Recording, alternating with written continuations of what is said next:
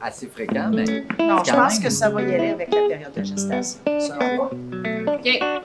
Ce qui serait normal. Il y a un cycle. C'est ça, qui serait 9 Ah, mois, mais ça veut dire... Ben, on tourne. C'est pas parce qu'on tourne qu'on n'a plus le droit de parler, là.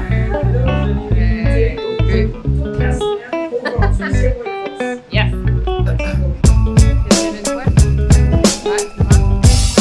OK. Véronique Lamar-Tremblay de la coop La Légende dans Hochelaga qui nous prête gracieusement son feu pour notre journée et membre du conseil d'administration de la FHCQ depuis juin 2021 et vice-présidente de ce conseil d'administration. Bonjour, je m'appelle Mathieu Riendeau.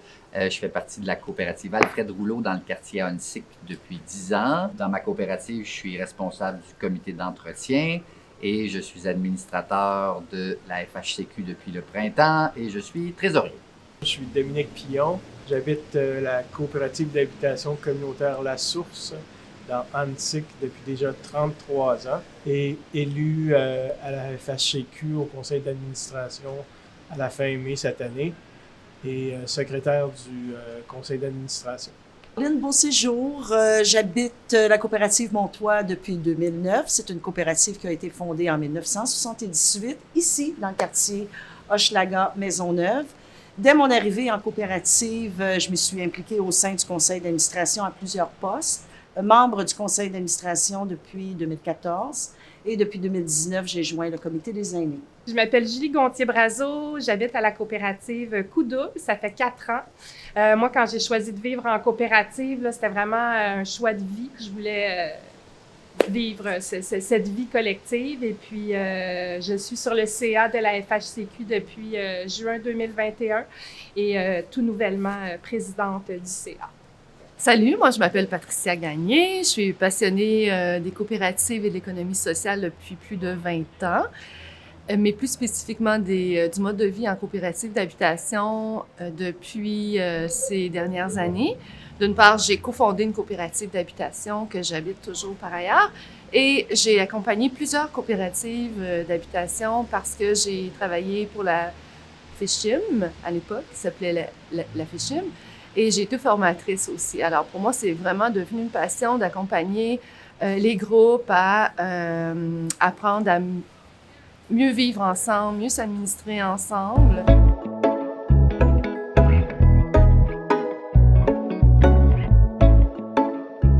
C'est vrai que c'est beaucoup de temps, c'est un gros engagement, il faut y penser comme il faut, mais je trouvais ça vraiment important là, parce que le mouvement coopératif dépend de l'engagement des membres. Donc, c'est essentiel qu'il y ait des gens qui s'impliquent et je trouvais que présentement, il y avait un besoin. C'est pour ça que je suis venue. Il y a beaucoup de coops qui sont en sérieuse difficulté financière et malheureusement, souvent, c'est ces coops-là qui n'ont pas les moyens de se payer les services de la fédération. Donc, on essaye de travailler ensemble et de trouver des moyens que les services de la fédération soient abordables aux coops en difficulté, peut-être avoir un service de mentorat, ou en tout cas, il y a différentes façons. Et donc, c'est vraiment ça qui me motive. Puis d'avoir un impact, c'est ça, là, sur aider à fonder d'autres coopératives, puis tout ça. Avoir un impact sur le mouvement global au Québec. Moi, ma première motivation en 2014, c'était de faire reconnaître les enjeux concernant le vieillissement de la population dans nos coopératives. Ensuite, disons que rapidement, j'ai insisté pour qu'il y ait une vie associative à la fédération et aussi, j'ai beaucoup perpétué l'idée d'une fédération qui serait plus près de ses membres. Étant formatrice et accompagnatrice de plusieurs coopératives au fil des années, j'ai pu constater que la fédération avait besoin d'une approche plus contemporaine. Et donc, moi, j'ai eu le goût de changer de rôle pour occuper celui de membre du conseil d'administration plutôt qu'accompagnatrice des coops pour faire bénéficier de ma vision particulière, de mon angle particulier, pour prendre un virage, pour créer du mouvement, pour générer du changement, pour mieux répondre aux besoins des coopératives en 2021. Je pense qu'il y a deux choses qui fait que j'ai eu cet élan-là de me présenter au conseil d'administration. D'abord, c'est vraiment la profonde conviction que le modèle coopératif peut faire une différence, que c'est vraiment une alternative à toutes sortes d'inégalités qui sont encore présentes dans notre système social et économique. Donc, le modèle coopératif, c'est vraiment, ça a un grand pouvoir pour ça. Ça, c'est une conviction. Puis le sentiment de pouvoir faire une différence parce que au fil du temps, puis de mon évolution professionnelle, je pense que je peux apporter quelque chose qui fait une différence. Tout le mouvement coopératif, que ce soit en habitation ou de travail, c'est une façon de s'appartenir, c'est de reprendre les moyens de prendre part aux décisions, d'avoir du pouvoir sur sa vie. À Montréal, c'est souvent dans les grandes villes une difficulté, effectivement, en plus avec les enjeux actuels de logement et tout ça. Donc, pour le vivre aussi dans ma coopérative, c'est une richesse vivre en coopérative, c'est du lien social autant que des conditions matérielles qui sont intéressantes.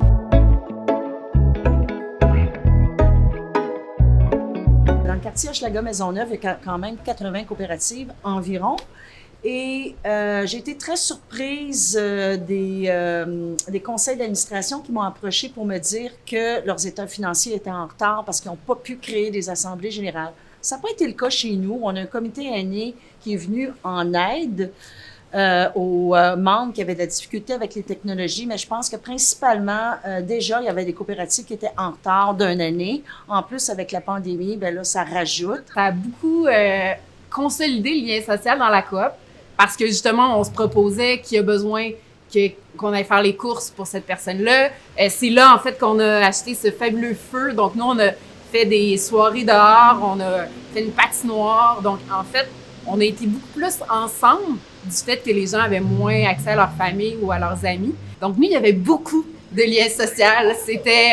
Mais c'était aussi, ça mettait en lumière aussi le fait qu'il y avait beaucoup de gens qui étaient dans le besoin puis qui se retrouvaient donc dans des conditions pas évidentes. Ça a été tellement, en fait, riche de voir à quel point vivre en coopérative d'habitation dans un contexte de pandémie, c'est vraiment un plus parce qu'on était beaucoup moins isolés puis beaucoup plus capables de faire face aux différents enjeux qui se présentaient. Moi, ma coop, je dirais qu'il y a eu du meilleur puis il y a eu du pire. Il y a eu davantage d'entraide, un peu comme Véronique disait. Il y a de l'entraide au niveau de l'épicerie, tout ça. Mais il y a eu aussi de la délation, puis tout ça, là, il y a eu. Fait que c'est des milieux de vie, puis il y a du meilleur, puis il y a du pire, là. Ben nous, il y a vraiment eu beaucoup de solidarité, surtout au début de la pandémie, quand tout le monde perdait son emploi, tout ça. Au CA, on avait pris des mesures pour alléger, pour être certain que tout le monde vivrait bien ça. Donc, il y a eu beaucoup de solidarité. Puis, il y a eu le virage technologique. Tu sais, ça a comme été obligé. Donc, on s'est mis du jour au lendemain à toutes faire nos réunions sur Zoom.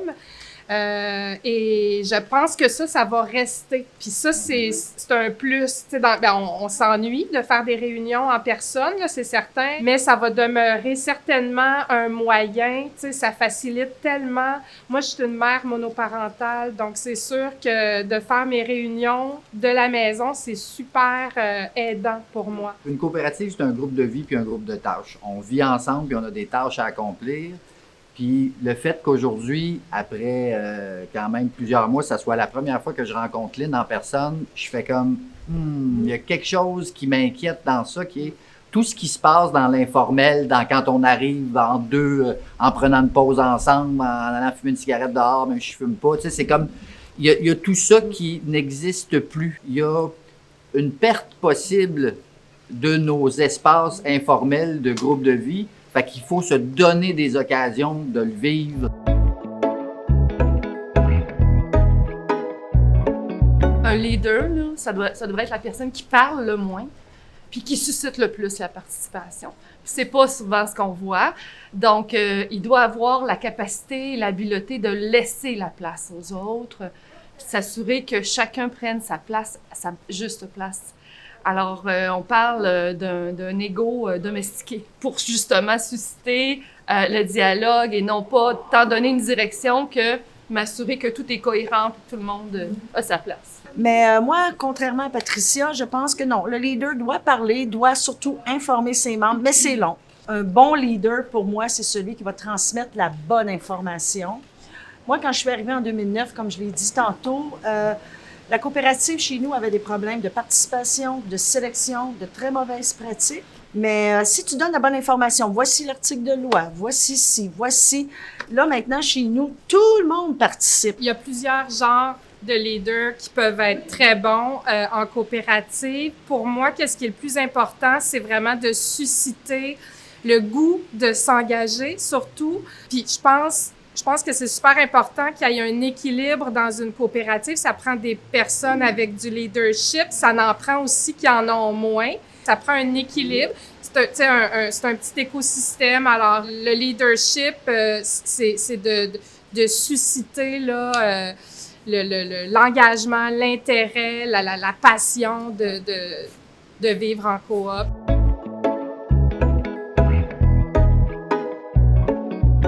Je pense, pour l'atteinte des objectifs d'une fédération idéale, oui, effectivement, les employés ont des responsabilités, mais également les membres de coopératives. Si on regarde dans les meilleures années des assemblées générales de la fédération, sur 460 coops, il y en avait à peu près 80 qui venaient. Puis là, de plus en plus, avec le recul, les coopératives qui fonctionnent super bien, ils viennent plus. Il y a une partie des gens en coopérative qui ne se sentent pas nécessairement eux-mêmes responsables. Puis c'est comme si on pense toujours qu'il y a quelqu'un qui peut décider quelque chose, qui peut nous taper sur les doigts si on fait pas la... Mais dans une coopérative, c'est le groupe qui se gère. Donc ça, c'est super important. Puis la fédération doit passer ce message-là. Tu sais, donc, des fois, moi, je travaillais avant à la fédération, donc je recevais des appels et c'est ça, les gens cherchaient des réponses, mais souvent, c'est eux qui doivent trouver la réponse. La fédération doit les aider à trouver la réponse, à trouver les façons de se gouverner, de se gérer eux-mêmes. C'est sûr qu'on se tourne vers la fédération quand on a des problèmes. Parce que c'est l'organisation qui peut nous soutenir, pas pour régler notre problème, pour nous permettre de s'outiller pour le régler nous-mêmes. Après ça, augmenter la vitalité, ça veut dire plein de choses. Aider à voir comment une coop peut se développer à un certain niveau, assurer qu'au niveau politique, au niveau des subventions, le grand champ de l'habitation collective dont fait partie des coopératives a une place. Des fois aussi, c'est dénoncer des injustices. Si la fédération est juste utilisée quand il y a des problèmes à régler ou pour gérer des choses très, très ponctuelles, au lieu de dire aux membres, « Hey, ensemble, on peut générer aussi plus de biens communs, plus de liens sociaux, on peut faire des projets ensemble, on peut aller dans une vision non pas juste de dispenseur de services à des moments très conflictuels ou problématiques, mais faites partie de la fédération, c'est faire partie d'un mouvement, c'est faire partie d'une vision, c'est défendre des valeurs, c'est comment on peut améliorer puis être dans la qualité et pas juste éteindre des feux. C'est vraiment informer les gens sur la nature de ce qu'on peut faire. Et aussi, moi, comme j'ai dit tout à l'heure, je crois, si on peut avoir les ressources pour fonder un service de mentorat parce qu'il y a des coops qui vont excessivement bien, qui sont très, très bien gérés et qui pourraient aider d'autres coops qui vont moins bien.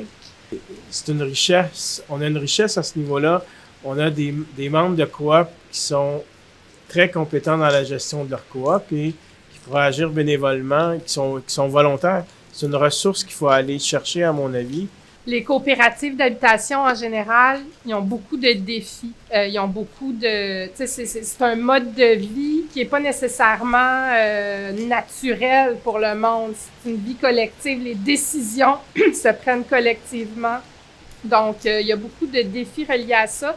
La fédération, c'est son rôle d'aider à toute cette prise de décision. Il y a des conflits, des fois, dans les coopératives. C'est quelque chose qui est présent, qui est inévitable. On peut pas toujours dire que c'est tout le temps tout beau là, dans les coopératives. Donc, la fédération, c'est ça, développe des outils, des formations. Il y a de l'accompagnement pour certaines coopératives, pour la gestion, pour des choses comme ça. Donc, je pense que ça, c'est vraiment, la fédération, c'est de promouvoir la particularité coopérative. Il y a eu plusieurs articles, entre autres, sur est-ce que c'est possible qu'il y ait de la discrimination dans certaines de nos coops? Bien sûr, il y en a partout. C'est possible qu'il y en ait dans nos coops. Est-ce que la fédération est là pour aller dire non, non, non, faites pas ça?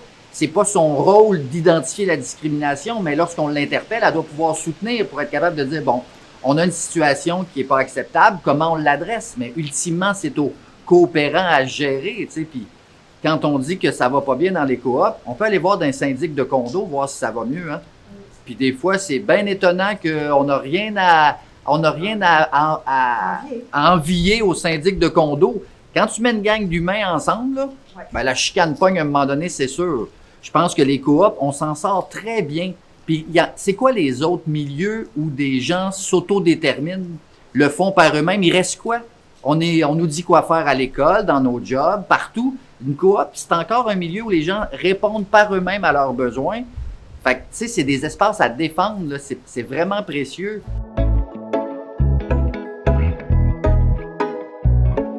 Je pense que c'est un défi. Autant comment communiquer régulièrement pour que les gens soient au courant de ce qui se passe, qui aient envie de s'impliquer aussi à la fédération. Il y a des comités, il y a en fait de la place vraiment pour des gens qui ont envie de s'impliquer. Je pense que ça peut être autant dans les communications, évidemment, sur les réseaux sociaux, que restructurer le site. Je veux dire, il y a plein de possibilités, mais je pense qu'après, c'est effectivement de nous aussi aller vers les coopératives.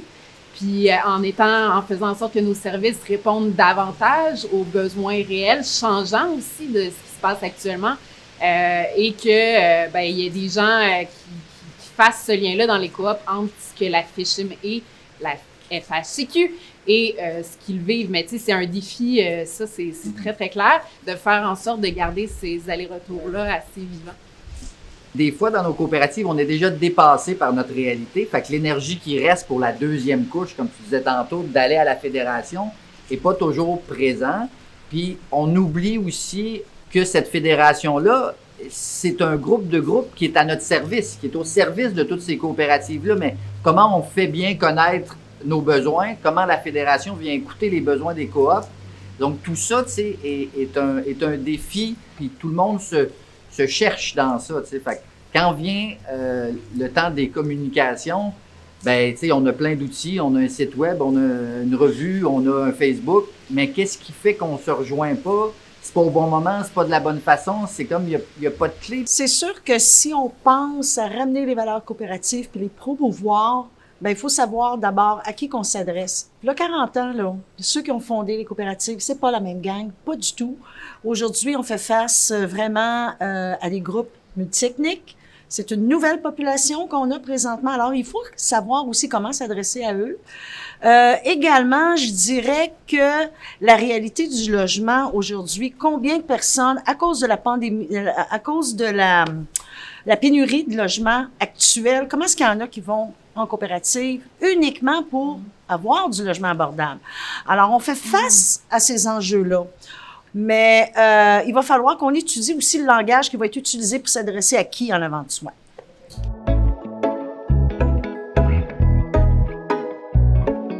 On s'est beaucoup préoccupé ces dernières années de l'actif immobilier. Hein? On s'est très peu préoccupé des relations entre les membres des coopératives d'habitation, alors que les relations ce sont le ciment, finalement, du fonctionnement d'une coopérative. Souvent, quand les relations ou l'organisation du travail n'est pas adéquat, bien, tout alentour écope négativement, même l'entretien ou l'actif immobilier. Alors, pour moi, ça va de pair. On doit vraiment s'occuper de la vie associative, accompagner les coopératives à être plus autonomes et à apprendre à mieux vivre et collaborer ensemble, tout autant que de préserver les actifs immobiliers. Ce qui veut dire, c'est une coopérative a des problèmes de participation ou de problèmes de sélection, ou même tantôt, quand que je parlais de mauvaise connaissance sur la loi des coopératives, puis met à l'intérieur de leur règlement des règlements qui sont non cohérents. Ça peut provoquer souvent des conflits dans les coopératives. On peut prendre les dynamiques du vivre ensemble à l'inverse, voir c'est quoi les problématiques qu'on rencontre. Si on parle de problématiques de discrimination, par exemple, si on parle de problématiques de défis qui peuvent se passer en différentes générations, en différentes visions. Donc, qu'est-ce qui fait qu'on est capable de travailler ensemble et de vivre ensemble avec toutes nos différences. La clé, c'est souvent de se rassembler autour de nos valeurs. C'est quoi les valeurs qui fait qu'on est ensemble? La valeur de l'abordabilité revient souvent dans les coops parce que c'est un moteur. Donc, que le loyer soit abordable. Après ça, la sécurité. On est censé être capable de vivre ensemble de façon sécuritaire. Après ça, il y a des coops qui veulent valoriser la famille, l'intergénérationnel. Que ça soit très clair. C'est quoi les valeurs qui nous rassemblent, qui sont importantes pour le groupe qu'on est? Et ensuite de ça, c'est quoi les lois dans lesquelles on est? Donc, le niveau de la clarté du projet auquel on participe. Puis ça, bien entendu, ça part dès la sélection. Qui on sélectionne dans nos coopératives et comment on les intègre. Il faut apprendre à composer avec des fois la complexité.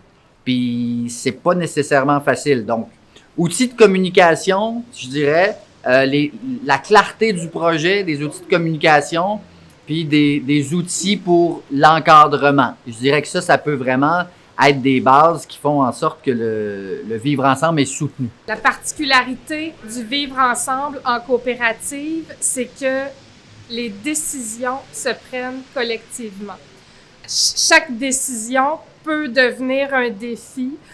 Faut trouver la manière. Chacun dans la coopérative a ses préférences, a ses propres, donc faut tout mettre ça ensemble pour en arriver pas nécessairement à un consensus, mais à une décision. Et là, il y a des personnes insatisfaites des fois là-dedans, donc il faut quand même que ces personnes-là continuent. Donc, c'est vraiment le défi de la prise de décision qu'il faut toujours... ce n'est jamais acquis, en fait. L'axe qu'on a du vivre ensemble fait nécessairement écho au premier, qui est de vraiment remettre en avant l'identité distinctive de c'est quoi vivre en coopérative, c'est quoi une coopérative d'habitation. Donc, un peu comme Mathieu l'a dit, je pense que la clarté du projet est vraiment importante. Ensuite, c'est pour ça que pas tout le monde est adapté à faire partie d'une coopérative d'habitation. Puis quand la seule motivation, c'est l'abordabilité, c'est clair qu'il y a un enjeu en partant. Moi, dans la coop où je suis, quand je suis arrivée, il y a des gens qui ça faisait des années qui étaient là, qui comprenaient même pas, finalement, c'était quoi une coopérative d'habitation, puis qui pensaient qu'il y avait des gens qui aimaient ça s'impliquer, qui aimaient ça être sur le CA, qui aimaient ça être en gang, puis lui, il était comme, moi, j'ai pas envie, tu sais. Donc, clairement, beaucoup d'éducation. Puis après, je reviens toujours à la plus-value, tu sais. Si c'est juste co-gérer, c'est sûr que c'est lourd. Si on se dit, OK, mais chacun, c'est quoi que tu as envie, qu'est-ce que tu as envie de bonifier, qu'est-ce qui dans ta vie peut être amélioré grâce au fait qu'on est un groupe, clairement, là, ça donne une motivation de plus.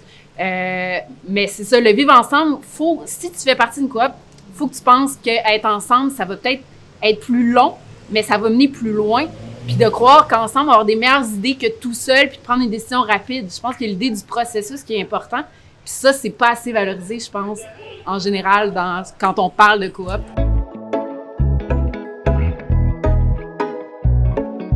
Je trouve ça important de dire que le logement coopératif n'est pas seulement du logement social. Souvent, dans les médias, on voit le vocable logement social, puis on mélange tout là-dedans, soit du logement coopératif, des HLM ou des OSBL. C'est sûr que je suis en faveur du logement social, mais je suis d'abord en faveur du logement coopératif. Et pourquoi? Ce qui nous distingue d'abord, selon moi, c'est vraiment l'autogestion. Il faut vraiment créer une marque distinctive pour le mode d'habitation coopérative. En ce sens-là, je pense que la Fédération doit être là pour supporter les coopératives, pour bien s'autogérer autant dans l'administration que dans le vivre ensemble. Promouvoir le modèle coopératif au-delà du modèle d'habitation, c'est aussi le promouvoir comme un modèle de développement individuel et collectif, tu sais, at large. Coopérer, c'est comme tu l'as dit, c'est révolutionnaire. On est dans une société officiellement capitaliste, individualiste et tout ça. Mais on n'est pas ambitieux. On dit, OK, on règle des problèmes, on prend soin, mais on n'est pas à propos de rêver puis d'avoir une vision justement moderne de c'est quoi une société basée sur la coopération, sur l'équité, sur la solidarité, sur une réelle démocratie. Aujourd'hui, on est dans une ère hyper moderne. Hein? On est dans une ère hyper moderne qui met en avant l'hyper-individualisme. Mais là, je pense qu'on a un questionnement collectif, surtout en période pandémique, à savoir, est-ce que c'est ça la solution de toujours en vouloir plus pour nous-mêmes? seulement pour nous-mêmes, puis au détriment de la nature, de l'écologie, de l'environnement, puis du bien commun. Et on arrive juste à point, dans ce développement-là, dans cette prise de conscience-là, le mode de coopératif en habitation met de l'avant justement tous les avantages du vivre ensemble, puis comme Véronique le disait, de co-construire ensemble. Puis ça, c'est une des solutions du futur, c'est démontrer internationalement, l'Alliance coopérative internationale en parle, le démontrer, fait des recherches là-dessus. Puis nous, à plus petite échelle, ben c'est le genre de changement qu'on veut générer. Moi, je me trouve privilégié d'habiter dans une coop depuis 33 ans. Je trouve que c'est un milieu de vie extraordinaire. Puis j'aimerais ça que d'autres puissent vivre la même chose. Puis je pense que c'est en partie ça serait une solution fantastique à la crise du logement. Je pense qu'on est encore à Montréal une ville qu'on peut préserver de la haute financiarisation. Donc, on est encore dans un contexte où on peut, si on agit stratégiquement, puis on est solidaire dans comment on préserve les immeubles puis les quartiers pour qu'ils s'appartiennent. Tu sais, il y a eu des exemples dans certaines autres villes. Le milieu coopératif a acheté juste le coin de rue, l'immeuble du coin de rue, puis ça a empêché des grands développements de se faire sans considérer la communauté parce qu'ils venaient de bloquer un actif. Faut devenir agile. Faut être capable d'agir dans un marché immobilier parce que c'est aussi dans ça dans lequel on s'inscrit. Puis il faut le faire comme des entrepreneurs. Et pour ça, il faut se donner des moyens. Puis ça, on est en train de le mettre en place.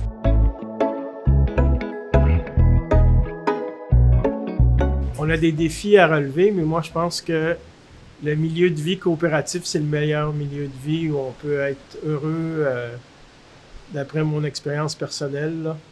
C'est pas parfait, mais c'est, à mon avis, le coopératisme, c'est comme un peu une troisième voie entre le capitalisme et le communisme, mais selon moi, c'est le meilleur système. On peut avoir à la fois les forces du capitalisme et les forces du communisme. Et donc, je pense que c'est vraiment le meilleur système qui existe. Ce qui rend fier, c'est le succès lorsqu'on le ressent et lorsqu'on voit que les autres nous regardent et ils disent « eux autres ont du succès ». Donc, la reconnaissance. Qu'est-ce qui fait que dans le milieu des coops, on peut mettre en valeur les succès qu'on a? On a tous le succès de payer moins cher notre loyer. On a tous le succès d'avoir une communauté dans laquelle on vit. On a tous le succès d'être dans un milieu comme Montréal avec une habitation sécurisée. Est-ce que c'est facile à communiquer? Pas de la même façon que le Cirque du Soleil. Mais ce qui est clair, c'est qu'il faut trouver des lignes de com qui sont simples, puis qui mettent en valeur notre succès, puis qui permettent aux autres de nous regarder, puis de sentir la reconnaissance de ça. Si on veut rendre le monde fier, il faut leur faire sentir qu'ils ont du succès dans leur coop, puis que les autres le voient de l'extérieur. À partir de là, ils vont être fiers. Tu sais, une coop, comme je le disais plus tôt, c'est ce que les membres en font finalement.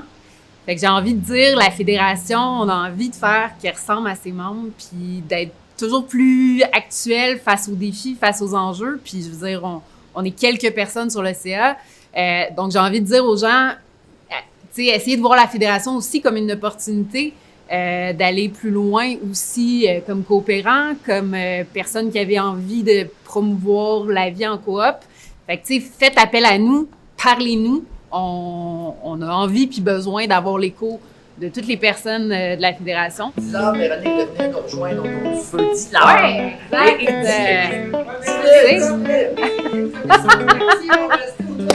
Voilà. Venez nous rejoindre. On vous attend. Moi, je veux remercier Véronique de l'avoir amené vraiment, là, ce foyer pour vous. Parce que là, ça commence à être humide.